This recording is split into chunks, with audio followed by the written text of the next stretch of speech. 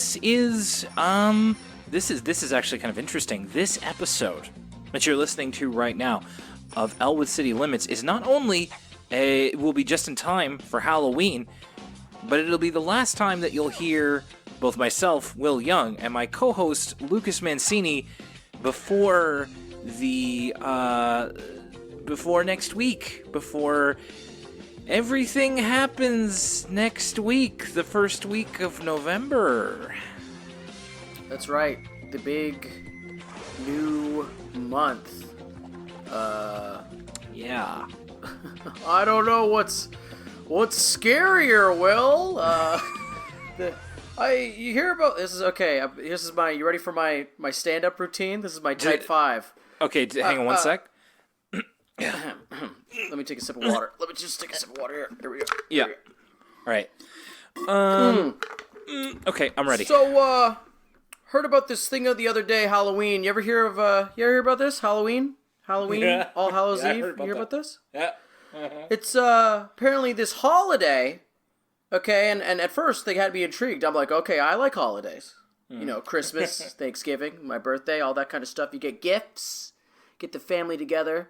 Except apparently, I'm come to understand this holiday is all about, thrills and chills, ghouls and goblins, scary stuff. It's a celebration of, the devil and all that jazz. And I was thinking to myself, my buddy told me about this Halloween thing, and I said, oh my goodness, a whole day meant to scare you?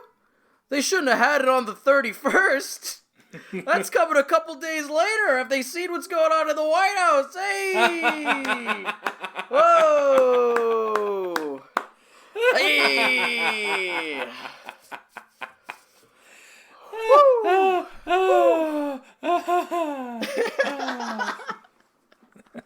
Not bad. That's right.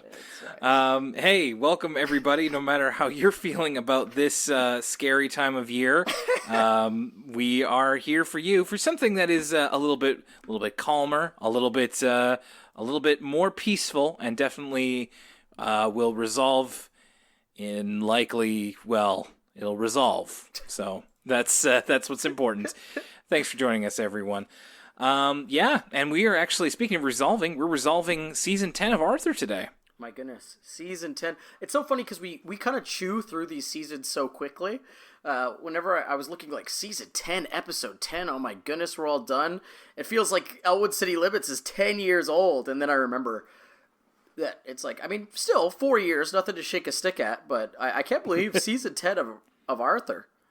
That's right, and we've passed quite a few milestones in this season. We started our own new podcast. We did another commentary, and we've got a lot of really cool stuff to come. In fact, at the end of the show today, I'll kind of go over. We put up a free post on our Patreon about the next couple of weeks of what programming will look like, and we'll go over all of that at the end of the show. Big stuff and I think in the works. Big stuff on the horizon.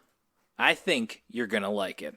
And I'll tell you what I think you're also going to like. ElwoodCityLimits@gmail.com. It's time to check the mailbag for this episode. As well, along with the mailbag, I also want to give a shout out. Now, kind of stopped doing this a little bit, and I need to maybe start getting back into it. This was a big thing a couple of years ago when we were on... we're still on Apple Podcasts, but when we were getting a lot of reviews of our podcast, and I want to give a shout out to XX Anonymous XX for their 5-star review of Elwood City Limits. Thank you very much. We appreciate it, and we appreciate everybody's review, whether it's on our Facebook page, whether it's on wherever you get your podcasts.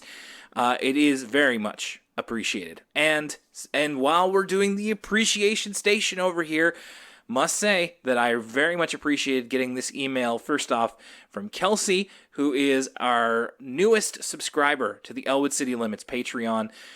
Kelsey's starting college and has been planning this since last year, and Kelsey needs a lot more ECL content to keep them busy. So Kelsey, thank you, and we will definitely be doing that as much as we can. Kelsey voted early this year. Did you see the new Arthur short about voting? This is brand new. just the end of last week, I believe it was. Lucas, did you catch No, this? I gotta, like, are they just getting posted to the official Arthur Twitter account? I keep missing these shorts. They are, and the Arthur Facebook account. They're also getting retweeted to the Elwood City Limits Twitter account. Ooh. Listen, I be checking the Elwood City Limits account. Don't get me wrong. I don't know what's happening. What time of day are these shorts getting posted? It's actually usually like early afternoon. Okay, so it's a bit earlier in the day. Peak me working. Peak me playing Apex Legends. How am I supposed to know to check these things? Well, no, I joke. I wish I did see this about voting. You know what you should also do is subscribe to the Arthur YouTube channel. They put them up there too. Oh. I mean, there's all this Arthur content we consume on YouTube. I feel like it's our due diligence to at least consume some of the official Arthur content. You know what I mean? Mm-hmm. Well, I can say I did watch it, and once again, it was really, really good. I mean, there's only so many ways that I can say I think that the Arthur team is knocking these modern shorts out of the park in the Flash animation style. So this one was a presentation. Buster and Binky were doing a presentation over Zoom, or they were practicing a class presentation, and they were talking about why it's important to vote. And then they started to think about, well, why is it important? Because we can't vote. But for the Arthur audience, which is meant to be young children, the idea was to get the word out to people you know who are able to vote. So they were talking about, I'll make sure to tell all of my family and ask them if they've voted. Or, my mom and dad are going to help drive people to their voting station. So it's the role of kids in making sure everybody votes in the upcoming in the upcoming election, which I believe, listen, we're a Canadian podcast. We just did a local election here in Halifax, Nova Scotia, but we can tell you that I believe most states are able to vote now, so I would encourage you to do so if you haven't yet. In whatever way possible that is, and certainly I hope you don't have to deal with all the different hang-ups and voter restrictions that we're seeing on Twitter. But we wish you the best of luck in that, and please remember to vote. We would really appreciate it if you did. We have an email from Anonymous who was talking about a Wizard of Oz episode parody and had a bit of a fan cast for that. This Anonymous would like to see Idina Menzel on Arthur, or they were saying Idina Menzel has already been on Arthur, which I wasn't aware of. So they could even do a Wicked to me, though. That seems like a good fit. Very much so. I will say there was a brief Alice in Wonderland parody, Arthur and the Big Riddle, but it seems weird that they haven't done like a Wizard of Oz type of thing. There has to have been a moment that was like, pay no attention to the person behind the curtain. I feel like I specifically remember Arthur lampooning that. I'm not sure about anything else. Oh, and there's been many Wizard of Oz references. There's a part where Arthur melts in that cup. You remember that episode where DW uses the forbidden words on Arthur and he melts? He says, "What a world." There's definitely been flying monkeys as well. I think there's been ample Arthur Wizard of Oz parodies. It's just hard to pull it out of our... The one that's on the Arthur wiki is the cartoon that Brain does in Arthur versus the Very Mean Crossing Guard about one of the ways that they can cross the street. So that was very brief, but we haven't gotten like an episode length Arthur Wizard of Oz parody. So some suggestions here, of course, like DW as Dorothy and Pal as Toto. That's pretty natural. Muffy and Francine as both witches, Mr. Ratburn, the Wizard of Oz, the Brain is a Scarecrow, Binky is a Cowardly Lion, Arthur is a Tin Man, so on and so forth, and they match up pretty well. So, I don't know, Anonymous, we're kind of running out of road in terms of Arthur, so who knows, maybe we'll be lucky and they'll get to it at some point. We can only hope. Our next one is from Sydney. Emailed us a while back, probably during their sophomore year of college. When I was first listening to the podcast, I wanted to email again because I stumbled back into it. I'm in my senior year of college as a pre-med major, and when I'm doing hours of MCAT prep or grading my students' psychology exams, I listen to you guys talking about my favorite show growing up, and feel so at peace. It has been really lonely staying so isolated in my campus apartment, never really getting to see anyone because I'm vulnerable to COVID and spending so much time working. So listening to your banter gives me sort of gives me that missed feeling of interaction. Well, you're welcome, Sydney, and I certainly hope that you do well on everything that is coming your way, and congratulations for getting so far into college. Yeah, the MCAT. I spent a lot of my day in my job talking about quote-unquote MCAT prep, so good luck. Here's the interesting part for us. Not to say that you're not interesting, Sydney. You are. I also really love hearing you guys break out the occasional Mr. Plinkett reference. I'm a huge Red Letter Media fan, and it got me thinking who you think would make for a good 4-person panel of Arthur characters if they ever did a best of the worst type discussion. I'm thinking Buster definitely needs to be there for obvious reasons, but I'd be interested to see who you guys would put on a panel. I'd love to put Fern in there for some dark humor. So that's from Sydney. So we're fan casting a Arthur best of the worst panel. So I would say Buster's got to be there. I think you got to have Brain in there for the well actuallys. You know, he'd be able to point out, oh, this would never. He'd be Neil deGrasse Tysoning it up and being you can't do that. I don't want that. But then you could have the contrast because Buster's like, it's fun. I think you need Buster, Brain.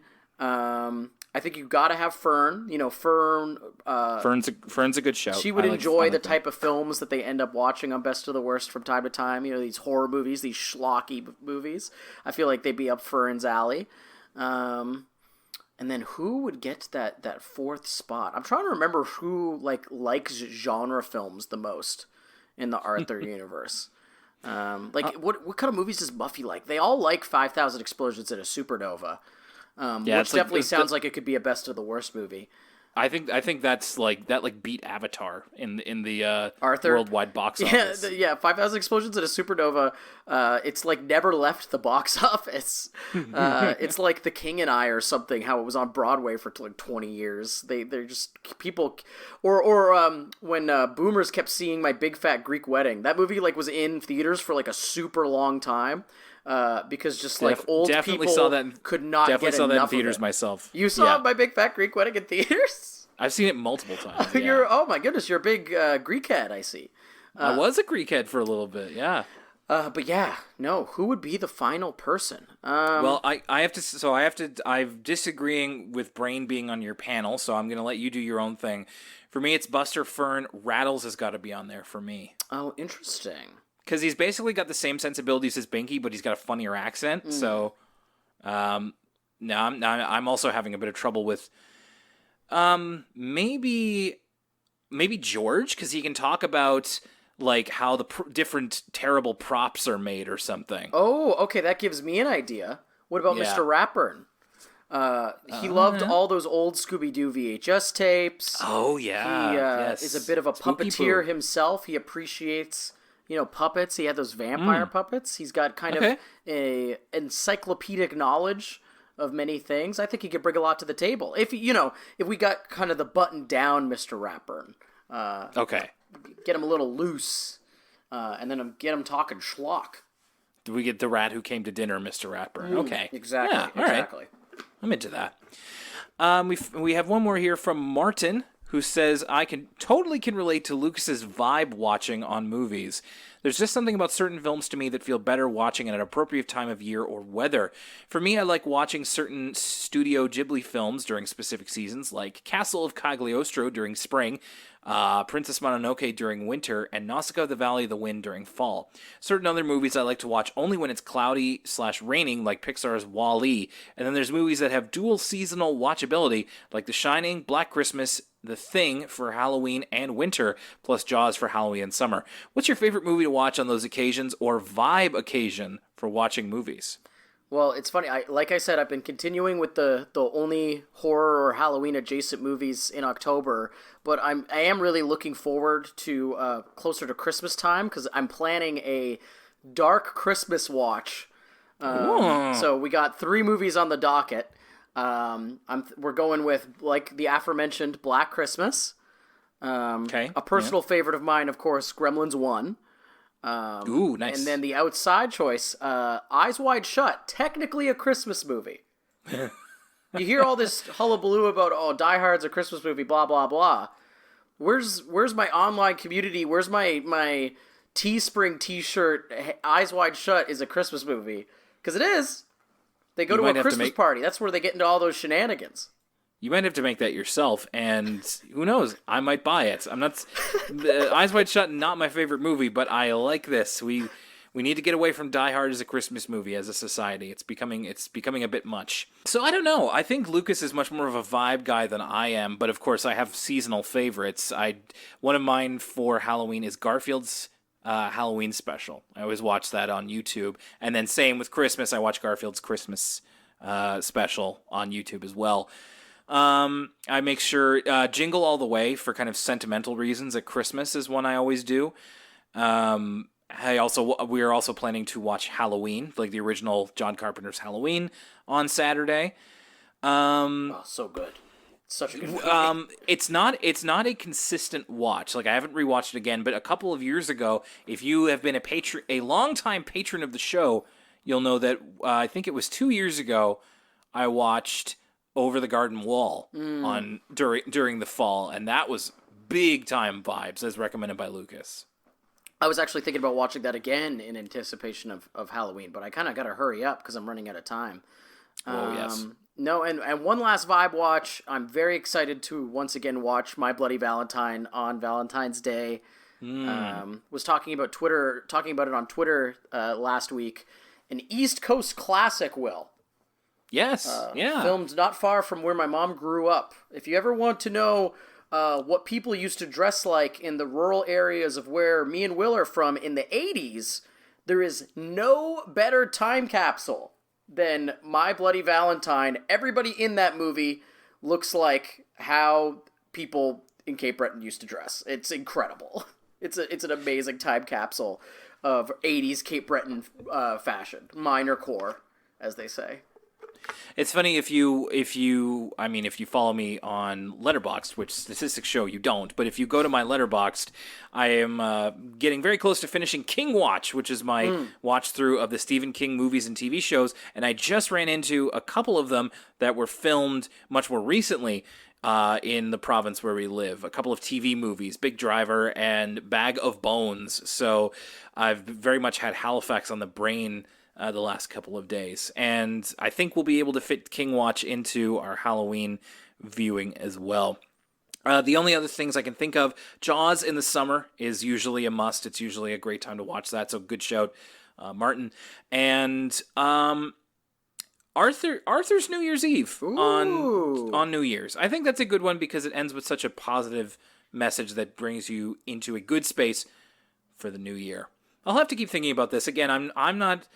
Lucas is the vibe man of the show, but maybe it's time for me to get in touch with my... No, it's funny, well. and it's getting worse over time. Like, my friends were like, we still haven't seen the new Bill and Ted, and also are we gonna watch Borat 2? And I'm like, not till October's over.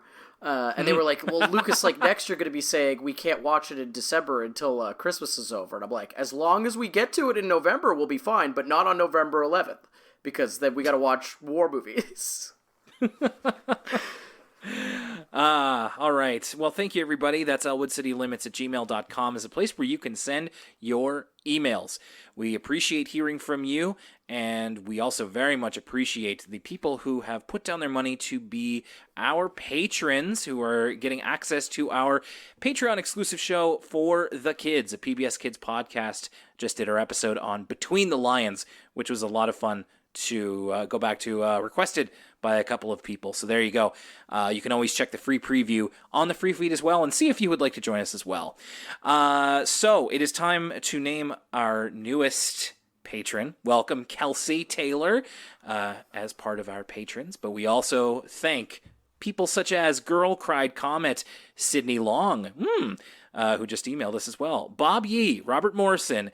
We have Allison Archambault, Jeffrey Gao, Hannah Kitten, Mary Archambault, Alistair, Nicholas DeMarco, Valeria, Lawrence, Mason Bishop, Daniel Updegraff, Jolo, Flo, Ursula Cat, Michelle Sprzinski, Owen, Lee Goldson, Lion Dog ZXA, EJ Acra, Christine Lescoti, Greg Guy, Yoshi, Lily W, Melissa Avalez, Andrew Power, Matt, Pretty Cool Stairs, Marlo Stanfield, Rachel Pearson, Michaela Gibson, Kristen, Sierra S, Kat, Aaron DeFilippo, William, Shayna Bennett, Caitlin Harrington, Kaylin Krogull, Kevin Noon, Jake Bailey, Macy Ball, Riley Stevens, Joe Sue, Christine Wong, Stella Frappy, Emily K, Shander LaFave Boughton, John Griswold, Teresa, Dan, Mike Dawson Silva, Light Relentless, Ian Collis, John DeLong, and Lee Ann S.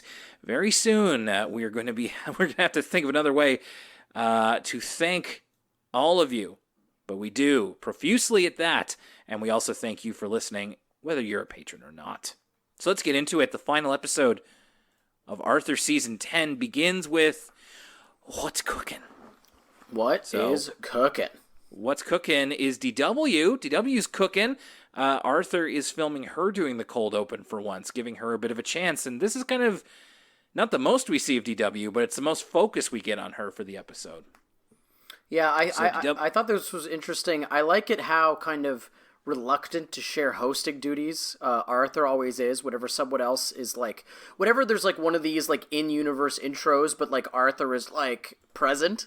Like sometimes this has happened before where he's like, no, you gotta do it like this way. And this is kind of the most overt one of those where he's literally instructing DW, you got to look into the camera and make contact with the viewers. Right, and Arthur is a bit of a glory hog. He's a bit of a camera hog as we've come to know him. So he's very particular. In fact, it just doesn't look right. So he tries DW doing the cold open in a rowboat on the ocean, and then finally, even in outer space, where DW takes her helmet off for a second, and I thought that we were going to get Arnold from Magic School Bus all over again. So this doesn't actually have a whole lot to do with what the episode's actually about. In fact, we have a guest star for this episode who we'll be seeing very soon. Chef Ming Tsai is judging the kids cooking contest at Lakewood Elementary. Are you familiar with Ming Tsai, Lucas? I was going to ask you the same thing. Before, of course, whenever they mention someone by name, I'm like, oh, this has the sound of, it's either a real person or a parody of a real person, so I'm going to Google it.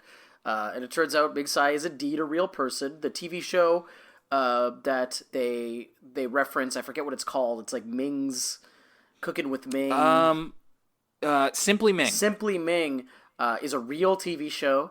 But I did not know of Ming Tsai prior to looking it up. I wasn't familiar. But now I'm kind of interested, because I don't know about you, Will. I really like cooking travel shows. I mean, the obvious, creme de la creme, the high bar is Parts Unknown with Anthony Bourdain, R.I.P., which is like one of my favorite, not even just cooking shows, but TV shows of all time. But I'll pretty much try out any like cooking travel variety show. I always get a kick out of them, whether they be, some of those Netflix ones like Ugly Food or whatever, to Diners, Drive-Ins, and Dives, all the classics. So yeah, Simply Ming was of interest to me. Yeah, Simply Ming, a staple of public television for actually quite a little while. So this is, again, as we saw with Antiques Roadshow earlier this season, this is another thing of PBS kind of doing a bit of cross-brand promotion. So yeah, Ming Tsai, celebrity chef, restaurateur, which doesn't have an N in it. I really thought that word would have an N in it. He also made an appearance on Zoom in 2005, as I found out. I mean, he's a whole guy. Is this Ming Tsai? I don't know anything about him. I'm also not a big fan of cooking shows, I have to be honest. So it's a way outside of my purview. But maybe if you find out a little bit more about him, Lucas, by watching his stuff, let me know how he comes across. Because at least in this episode, I found he came across quite well, and we'll get into that a little bit later.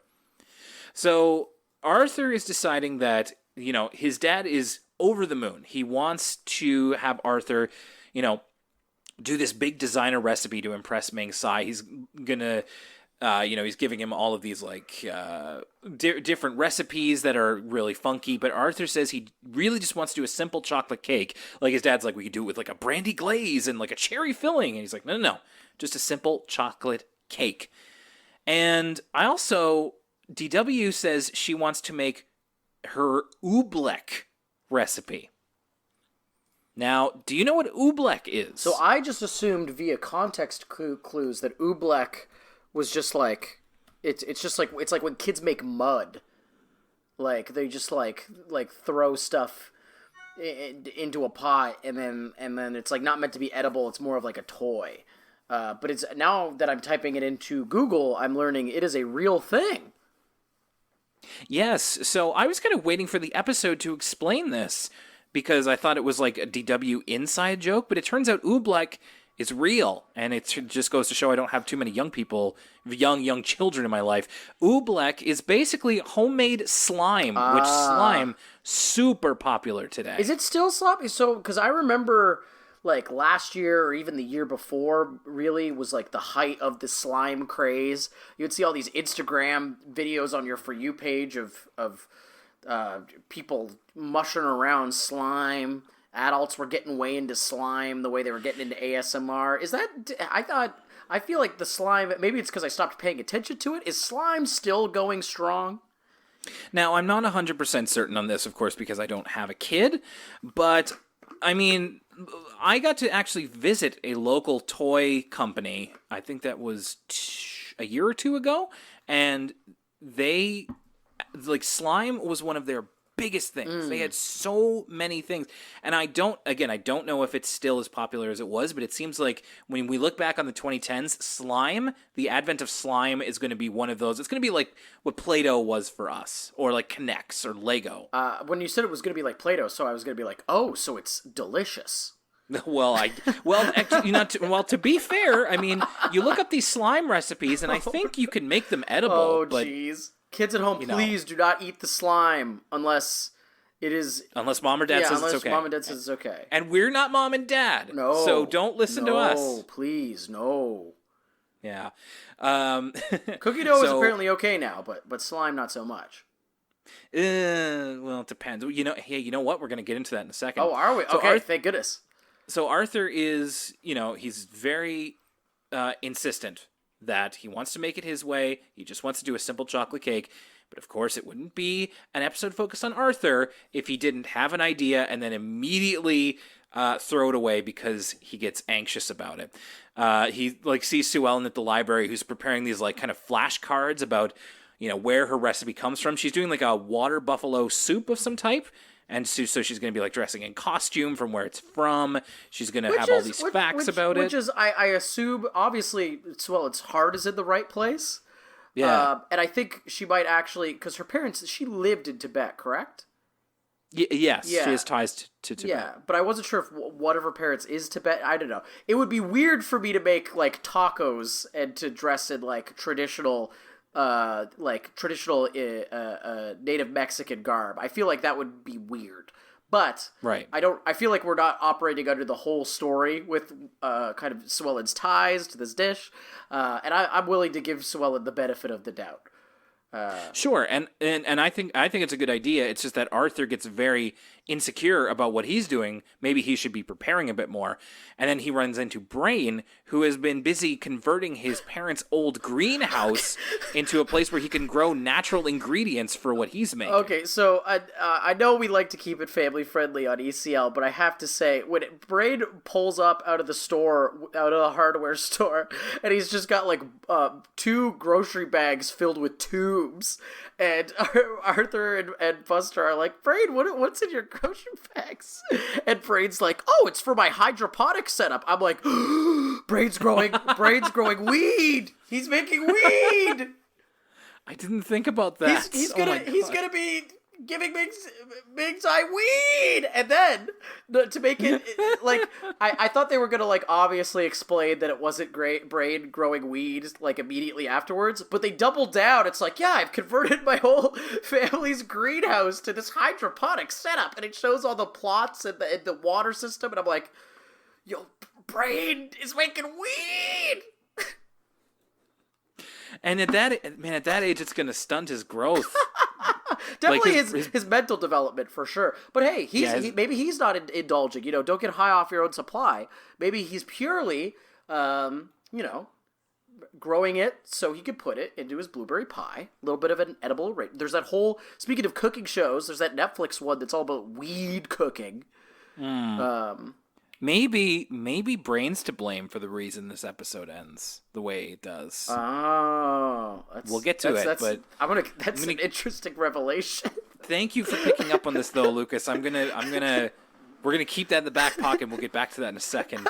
So getting back to raw dough, there is a point where Arthur and Buster kind of frigging around with the ingredients, and Buster's like just eating whatever Arthur puts in the bowl, and it's basically just like raw dough with like dark chocolate and sugar in it, and it's just like Buster eating raw dough, confusing kids everywhere. I was a grown man. Like, it was basically last year when my wife had to tell me, you can't do that or you'll get sick. Now, of course, Lucas, as you well know, you can buy the raw dough that's pre-cooked. That's right. You can eat that. Right. But the type you make at home, it even says, well, and I think I've said this on the show before, but much to my delight, it does say good for cooking or for eating.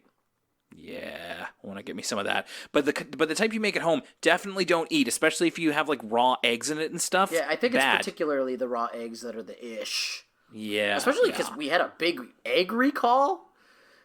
Yeah, I was affected by that egg recall. I'm pissed about it. I kept telling people about that egg recall, and a lot of them just kept eating the eggs because they were like, well, I cook my eggs. I don't eat my eggs raw. I mean, I'm guessing they didn't get sick. No, nobody I knew got sick, much to almost to my disappointment. I wanted kind of the satisfaction of knowing that I, am such a psycho when it comes to the news, that I knew about the egg recall, that it seemed that nobody else did, and I was going to be the only one who did get sick. But no, everybody seemed fine. Which I guess I shouldn't be lamenting. I'm happy that no one got sick from the salmonella eggs. Well, I know what you mean, but like I threw out the eggs that I bought because the cookie told me so, because the news told me so. I understand. I'm glad nobody got hurt, but I wish I didn't have to throw out those eggs. Anyway, you're right. Buster is not consuming raw eggs, so it's still slightly confusing a little. So Arthur's dad is saying, he's giving Arthur just a bit of advice. It's just like, if you're going to do anything... So before he gives the advice, though, I actually really loved this little moment where, like, and this is classic. I used to do this kind of stuff with my parents, too, where it's like, the kid doesn't know any better, but they really want to be independent on this one.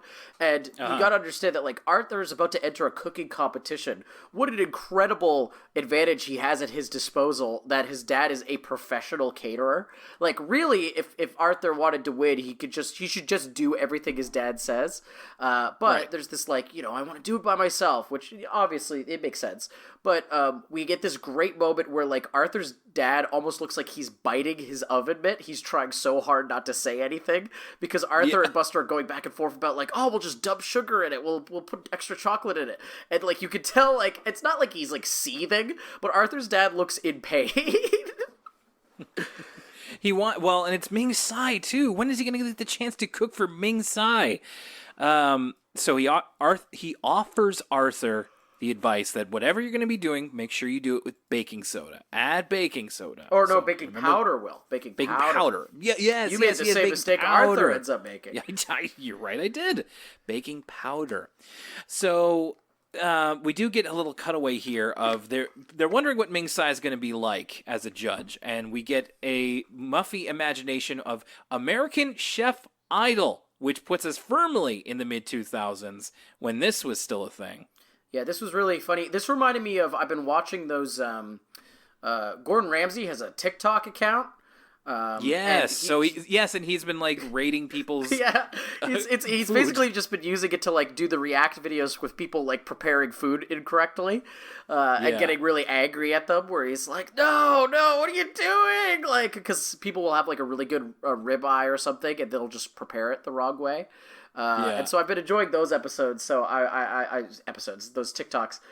So I enjoyed Big Psy kind of ripping apart Muffy, and then it turns out she didn't even make it. It was her chef that made it all along, her personal caterer.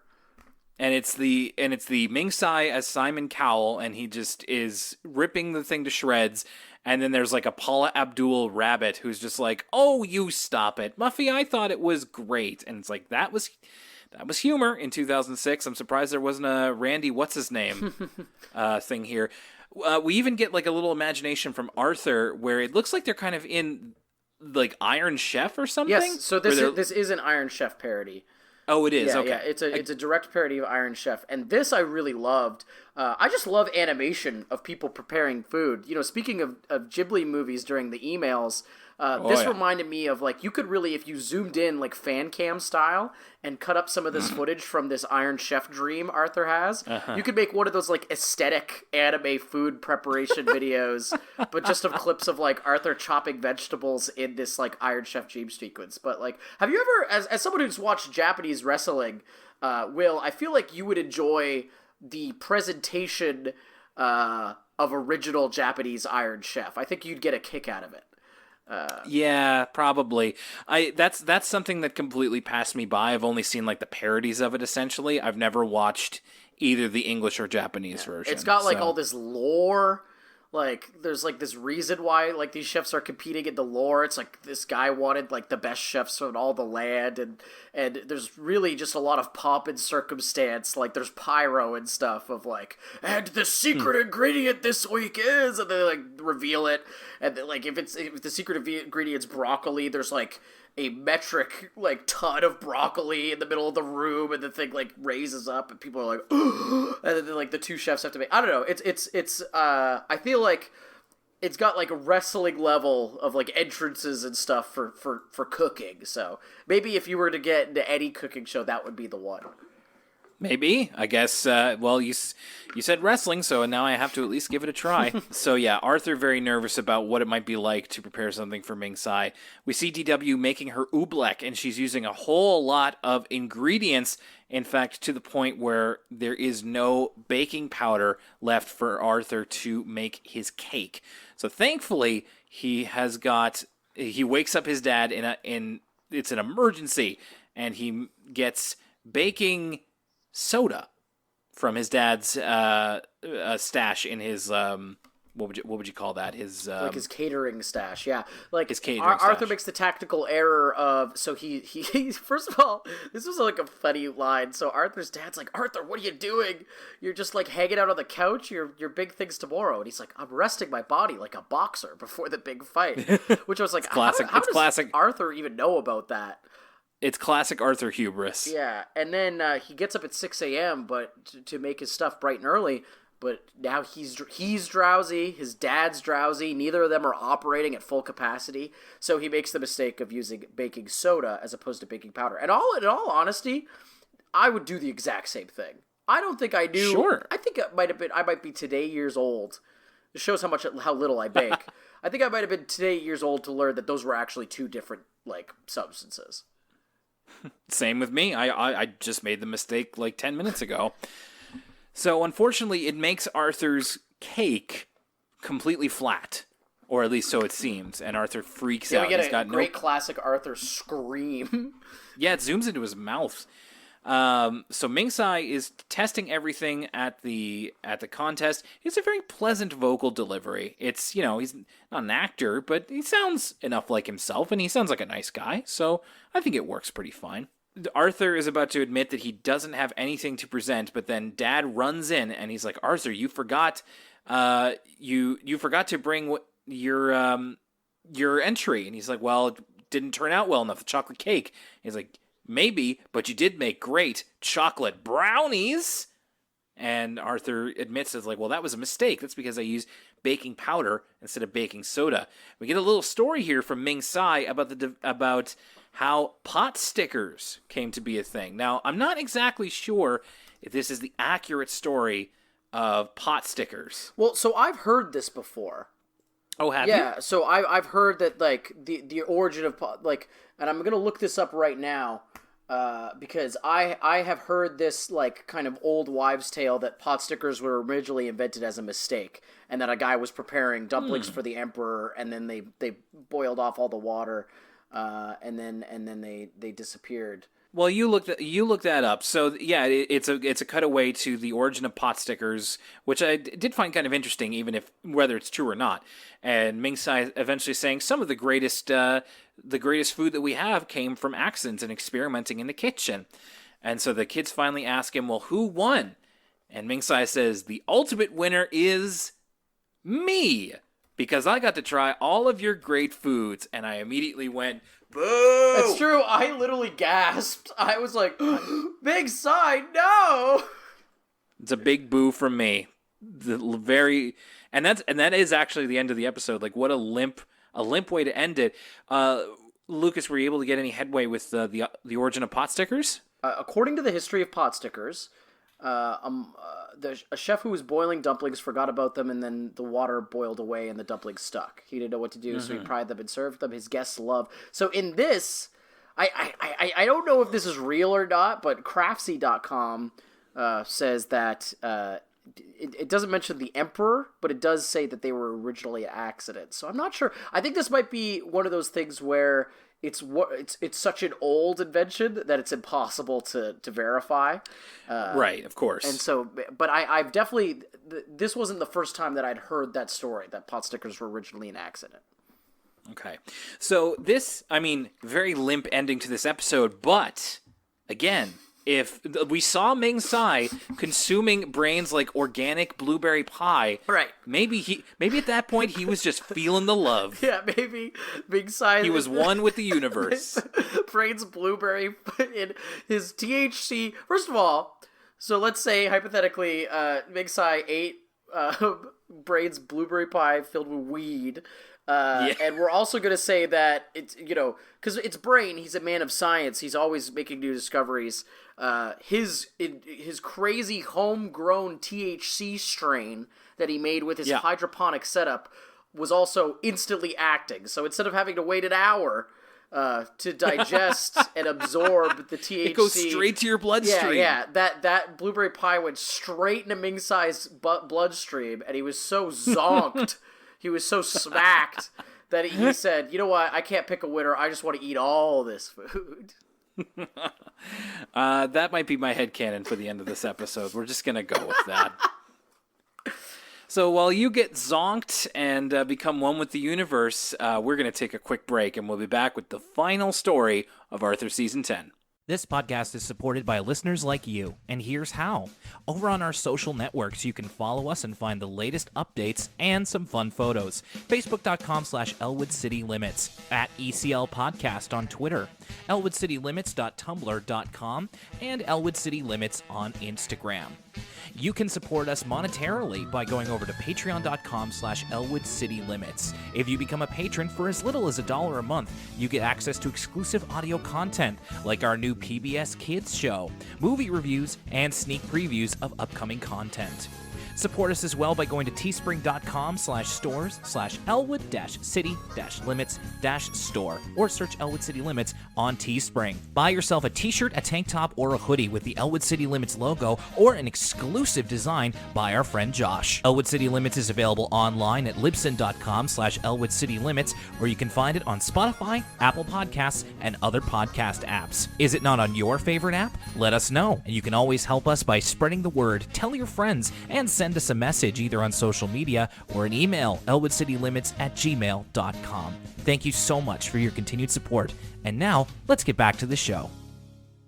Special delivery, Buster's special delivery, that is. That's the name of the episode.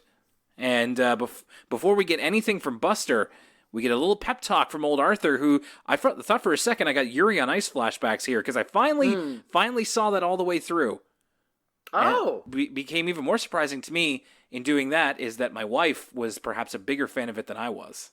No, that's one of those shows where the rule of thumb, it's the number one, if people don't like anime, but they're like, I don't really like anime, but I for some reason I want to show them an anime, I'll go with, depending on their tastes, the rule of two is some people you'll show Cowboy Bebop and they'll like it every time. Or some people you'll show Yuri on Ice, and I've never heard someone say a bad thing about that show. So it's a good watch, even for those who anime is not even their type of thing. For what it's worth, Jen has seen both of them and liked them both, but I'd definitely say she likes Yuri better than Cowboy Bebop. So yeah, the message here is don't give up on something that you love to do. So Arthur's on the ice with a figure skater. He talks about how the Wright brothers didn't give up until they were able to make an airplane. And then DW kind of shows up Arthur by being a better skater than him. By the way, I noticed the J Juice billboard in the back here, a reference to Juicy Juice, which was often a sponsor of Arthur and PBS. When we talked about sponsors in the Between the Lions episode, that was kind of on my mind. Not to be confused with Juicy J. No, that would be, that would... So wait, is that implying that the J in Juicy J stands for juice? So it's... Well, now we got to know what the J in Juicy J stands for. I imagine it's his name. Like, I figured it was his name. His name starts with J, and he's Juicy. I wanted to look this up just in case it didn't, because that would be really, really crazy. But yes, it does indeed. Jordan Houston, Okay. professionally known as Juicy J. And get this shows my ignorance. I didn't know Juicy J was in 3-6 Mafia. Neither did I. I just knew him as the other guy in the Katy Perry song Dark Horse. What a fake hip-hop fan I am. This guy has an Oscar. He sure does. Never forget, 3-6 Mafia Oscar winners.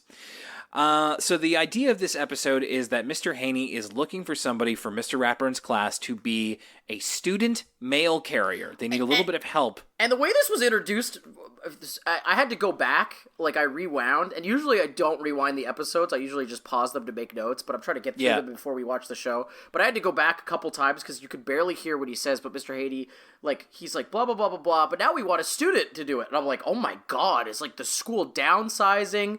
Where's the teachers union?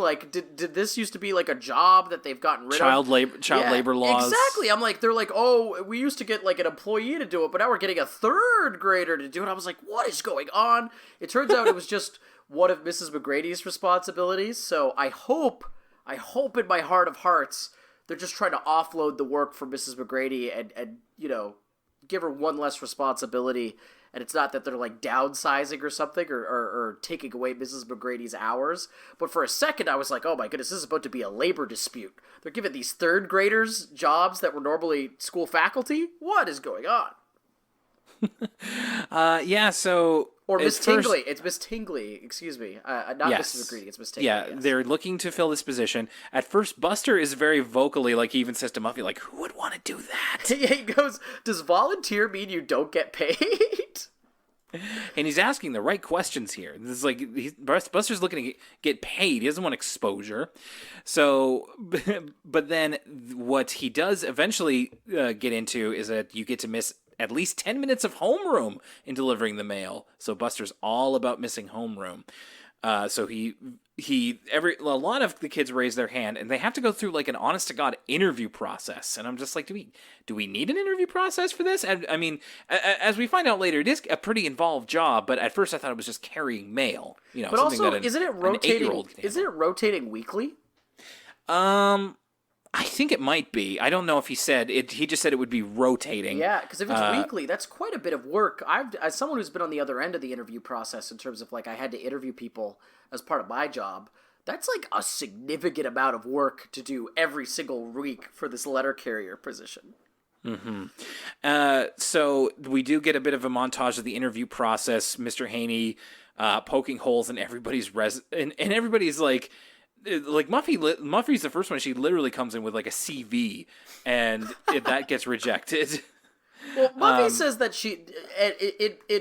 Muffy shoots herself in the foot because as part of the interview, she says she's an expert at opening mail, which is not what she's supposed to be doing. It's delivering it. In fact, she would be very bad at her job as a letter carrier if she was opening the mail. So that's on Muffy. Eventually, Buster puts on the hard sell, and he manages to get the job as the letter carrier. Mr. Haney, very, very critical of everybody. He even gets to wear a cool new mailman hat. And I will say, a lot of this episode brought back memories for me because it was 3 years ago, around this time, that I was briefly a letter carrier. And there's a bit of this that's true, and a bit of it that's, at my limited experience, not so much true. Hey, frontline hero, Will. You're a frontline hero. I have an affinity for male humor. I don't know why, but any of the Newman post-service jokes in Seinfeld always really tickle me. I'm friends with multiple couriers, A bunch of my buddies like work for various courier companies, so this brand of humor, I was like, ooh, we're getting some mail jokes in this episode.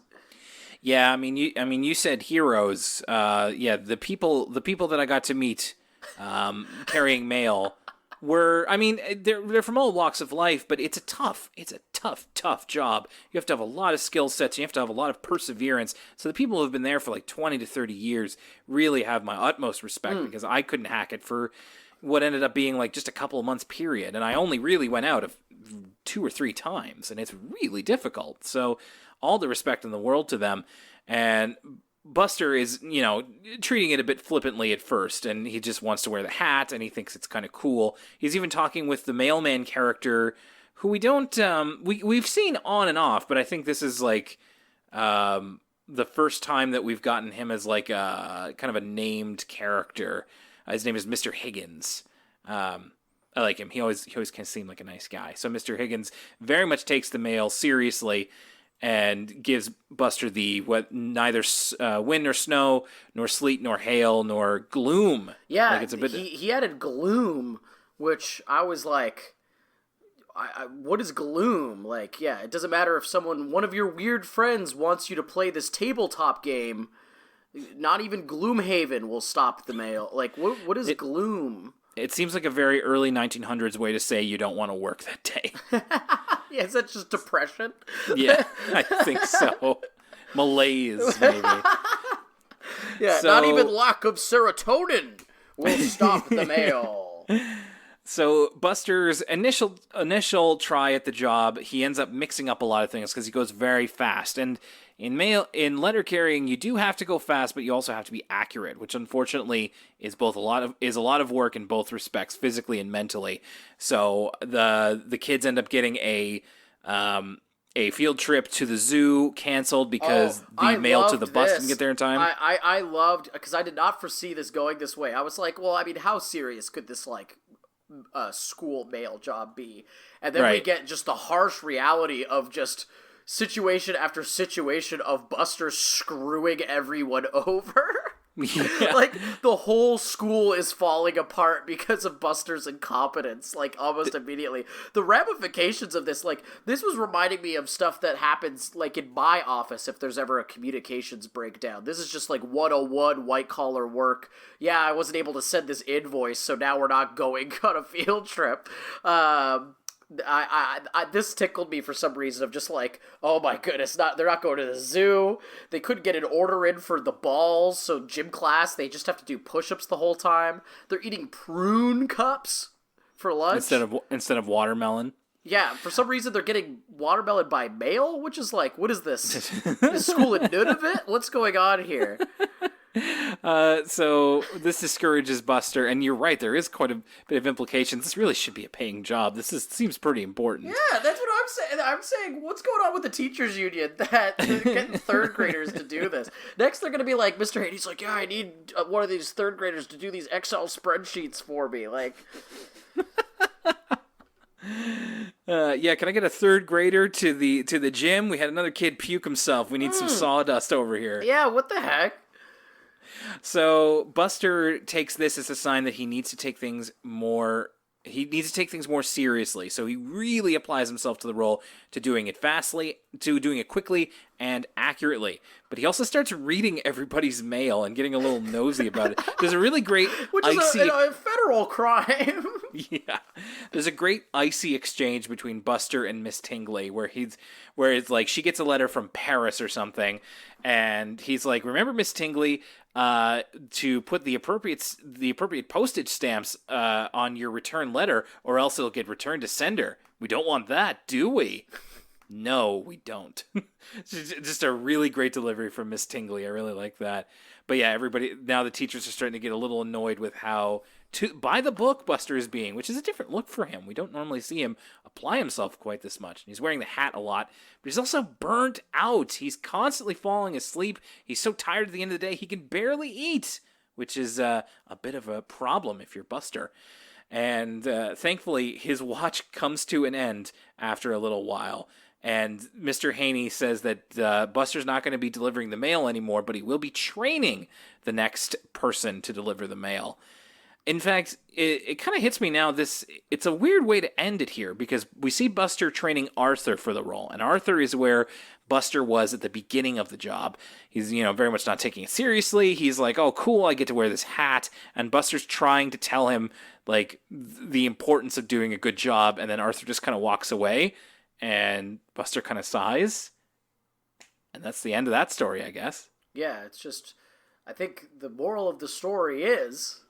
And I'm sorry to harp on this, but it truly is. Instead of getting these, for lack of a better term, scabs to fill in for this letter carrier role, maybe if it was a permanent unionized position, we wouldn't have, because if it keeps going the way it's going, basically, the mail's going to get mixed up on Monday every single week until this policy ends. Right, and you're getting, like, what's the word I'm looking for? But it's getting worse and worse every time because you're getting someone to teach someone to teach someone it's to like teach telephone. someone. Yeah, exactly. Yeah. So there was some great stuff here at the end of the episode where right before this, it's showing like how exhausted Buster is from how seriously he's taking this 10 minutes every morning mail job, and he's Go on. Oh, he's just got his feet in the foot bath. He's eating dumplings, which, hey, remember when in seasons 3 where it was like every episode kind of had a very loose through line? Like the 2 episodes we would watch would be kind of thematically connected by something minute, like some little detail. In this episode, it's dumplings are the thread that connects these 2 episodes. But yeah, Buster's like lamenting how tired he is from his work day, and we get this. First of all, his mom's like, "Honey, I know what it's like to think about work all the time," and this is just like sad. Yeah, and it's true because like, Buster doesn't know how bad it gets. No, but the couple of times I went out, it wipes you out. Mm-hmm. Early mornings, late nights, on your feet all day. It is very representative of the male life. Not many can do it, and I can definitely say I am one of those people who could not hack it. Final episode of Season 10. Let's talk about it and our feelings about them. So let's rewind it back. What's Cooking featuring Ming Tsai. Lucas, what did you think? I really liked What's Cooking. I love like Food Wars cartoon episodes. It's kind of a trope that always goes a long way with me. Whenever there's like a cooking competition, it's just subject matter that appeals to me. So even though it's not that exceptional of like an Arthur episode, there isn't really a good moral. In fact, the ending's a bit of a dud. I was upset with the ending as you are, but I do like our little headcanon we came up with. But I like all the episodes of Arthur that are competitions and every character gets to do something. Those group episodes where it's like, okay, what did this person make and what did that person make?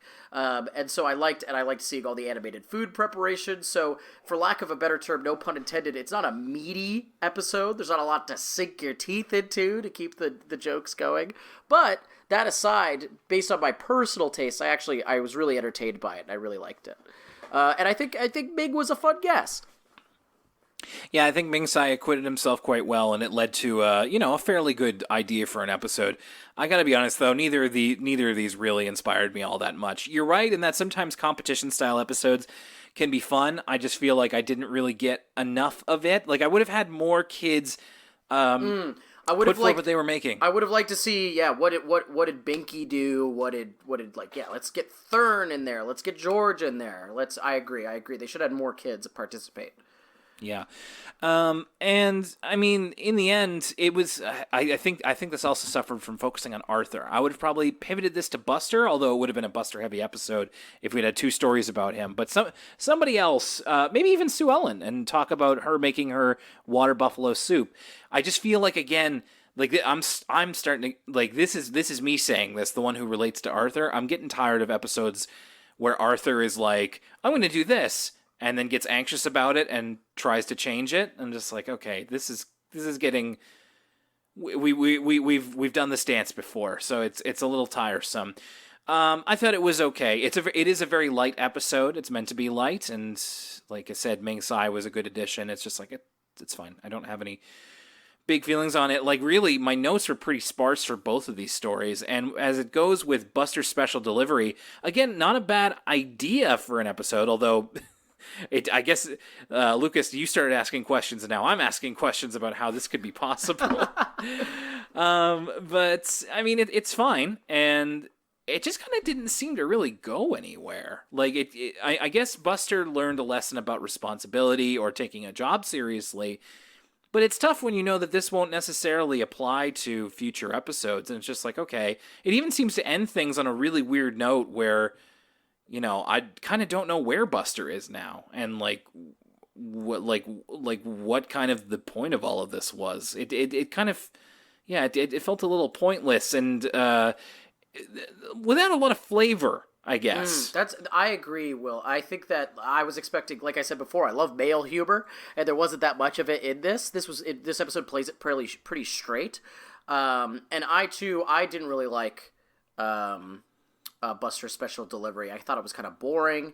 I couldn't really parse what the point was, except I will say there's one moment in this episode that I do really like, and it's because it's kind of such a weirdly dark and melancholy moment, and it is that part where Buster is so tired from his 10 minutes at the start of this day sorting mail that he's like got his feet in the foot bath, and then his mom's talking about, I know what it's like to work too hard too. And I thought that was actually a pretty interesting and poignant moment, because if you think about it, it's like, oh my goodness, Buster's mom is a single mom. She's a journalist. She probably works weird hours. She probably has to work really hard. I know the journalists I know. Buster, we've talked about this in the earlier seasons, is in a lower economic standing, or at least in a different economic situation than someone like Arthur. He doesn't live in a house. He lives in an apartment with his mom. And this was like kind of a moment where it's like, if you think about this moment a little bit longer, and it's like Buster talking about, it's so hard to have to be working so hard throughout the day. I'm so exhausted. And then his mom kind of agreeing, and then knowing that at the end of the day, this isn't going to end anytime soon for either of them. In fact, Buster's got a whole lifetime of work ahead of him. It's this weirdly like kind of dark and melancholy moment. And so I think I'm bringing a little bit more to it than the episode itself is. Sure. I was, I guess, looking for anything just to kind of hang on to, because there isn't really a lot there for the rest of the episode. But I do think that was kind of an interesting little scene. That aside, though, I agree. I didn't really like Buster's special delivery. Found it a little bit boring myself. Yeah.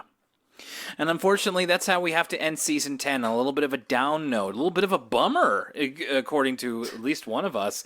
So, yeah, you may be wondering, well, what did you think of the season overall? What are your thoughts? What are your favorite episodes? Well, if I got good news for you, we're going to have a whole episode about that coming up next week. It's time for us to get into a little bit of what the ECL schedule is going to look like, because at the end of seasons, we tend to, mix it up a little bit, and we've got some fun stuff on the way, let me tell you. So we've got the episode here that you're listening to. This is the finale of Season 10, which means we are going to be getting into a brand new season. But at the end of every Arthur season, we do a Season 10 recap episode, which involves myself and Lucas giving our individual thoughts on the season as it was, and we also give our top 5 favorite episodes of the season. I've got mine ready to go, and you'll be also hearing from Lucas there as well. But also next week, along with the Season 10 recap, our patrons are getting to hear something very cool just a couple of weeks before everyone else. And that is that I got to sit down with a former voice of Arthur, Dallas Joe Kick. Dallas Joe Kick. It was a great discussion that we had, the two of us. Dallas was the voice of Arthur for several seasons. We'll be coming up to him on season 12, I believe, is his first one. So we'll be hearing from him very soon. And if you are an avid Arthur watcher, you're going to want to hear about, we talked about what it was like getting the job, what it was like recording as Arthur, how it's affected him afterwards, what he's up to today. Dallas is a great guy, and I had a wonderful time speaking to him, and I think you're really going to enjoy that. So next week, that's going to be on the Patreon, and you're going to be able to hear it on the free feed Friday, November 20th is when that's going to come out. So you'll have to wait if you're on the free feed for a couple of weeks, but I promise you it's worth the wait. I'll also let you know that Friday, November 13th is going to be our season 11 premiere, where we're going to be looking at the stories Swept Away and Germophobia, starting off a brand new season. And we're going to have a lot of fun seeing I feel like it's always, we get into a good energy when it's a new season. We get to kind of lay down new roots and see where Arthur is at, take Arthur's temperature as we move into, I believe it's 2007. Oh my god, the far-flung future of 2007. The orange box is on store shelves. There Will Be Blood and No Country for Old Men is in theaters. And Arthur is on the television. So November 13th, that'll be our season 11 premiere. Again, November 20th, everybody is going to have access to the Dallas Joe Kick interview. And over on the Patreon, we're going to have our next episode of For the Kids, a PBS Kids podcast. And this is Lucas's choice, so we are going with Dragon Tales. I think we've had a couple people excited about that. So if that sounds like something you want to hear, and you want to check out our old episodes of For the Kids, then just sign up on our Patreon. It takes as little as $1. Or don't, because we've got some cool free stuff coming your way as well. I also wanted to let you know that in December, we are going to be doing another commentary track. Now, here's how it's going to go. We're going to have a Patreon exclusive commentary track around the end of December for the Rhythm and Roots of Arthur special, which is one that I got to watch earlier this year. And I know that I enjoy it. I'm very interested to see what Lucas thinks of it. And we're going to be doing another commentary, which means that there's going to be a little present for the free feed coming just in time for Christmas. So even if you're not a patron, you will be getting something fun for your Christmas, your Christmas, your holiday time with friends, family, or just by yourself. And of course, don't forget, you can also check out the when it's time. It's not time yet. It's not time yet. But you can also check out the Arthur's Perfect Christmas commentary. I believe that is now on the free feed as well. Or if you're a patron, it is also over there. Anyway, we've got a lot of cool stuff. If you want to see that all in order again, go to patreon.com/Elwood City Limits. There is a free text post that you can check out and keep up with us as we enter into a new season of Arthur. Lucas, it's exciting, and we're going to be ending the year very soon. We're going to be getting into a lot of a lot of changes, I hope, are in store as we get ready to say Happy Halloween here. Happy Halloween. Yeah, I guess this is the last time we're talking before Halloween, so happy Halloween, everybody. Hope it's, limited thrills and chills, I suppose. Exciting, but safe with, the coronavirus. Absolutely. Stay safe, and have yourself a happy Halloween. And, of course, we'll be here a little bit after everything goes on. We just want to say, to our American listeners, we'll be thinking of you, of course. I think the eyes of the world will be on you, but we hope to continue to provide a safe space for you to laugh, to decompress, to have some fun with the people you're listening to. And no matter what the outcome is, we hope that you will stay safe, stay happy, and we'll keep moving forward together. So, for the end of Season 10, my name's Will Young, and for Lucas Mancini... 2 days is like 2 years for a mail carrier. That's Elwood City Limits, and we will see you next time.